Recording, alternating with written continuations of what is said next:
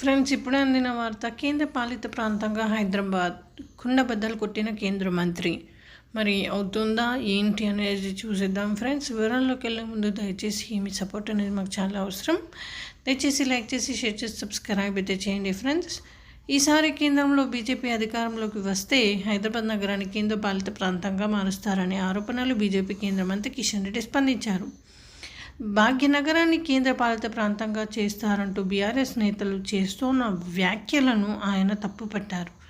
అలాంటి ఉద్దేశం బీజేపీకి లేదని, అలాగే బీఆర్ఎస్తో దోస్తీ చేసే ప్రసక్తే లేదని కుండబద్దలు కొట్టారు. అంతర్గత కలహాలతో కాంగ్రెస్ ప్రభుత్వం కూలిపోతే ఈ మేరకు ఆదివారం మీడియాతో మాట్లాడిన కిషన్ రెడ్డి, తెలంగాణలో కాంగ్రెస్ ప్రభుత్వాన్ని పడగొట్టాలనే ఆలోచన బీజేపీకి లేదన్నారు. కానీ వాళ్ళ అంతర్గత కలహాలతో కాంగ్రెస్ ప్రభుత్వం కూలిపోతే తమకు ఎలాంటి సంబంధం లేదని, దానికి తమ ప్రభుత్వం బాధ్యత కాదన్నారు. ఇక తెలంగాణలో బీజేపీ డబుల్ డిజిట్ సీట్లు సాధిస్తోందని ధీమా వ్యక్తం చేశారు.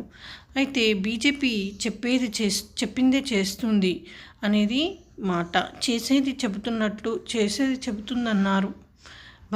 బయారంలో నాణ్యమైన ఉక్కు లేదని, అందుకే అక్కడ ఉక్కు కర్మాగారం ఏర్పాటు చేయడం లేదని తెలిపారు.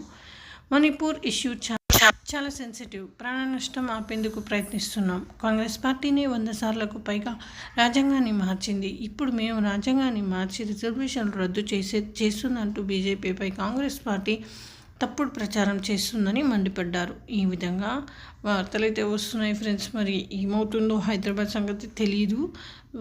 ఎలక్షన్స్ తర్వాత చూడాల్సిందే.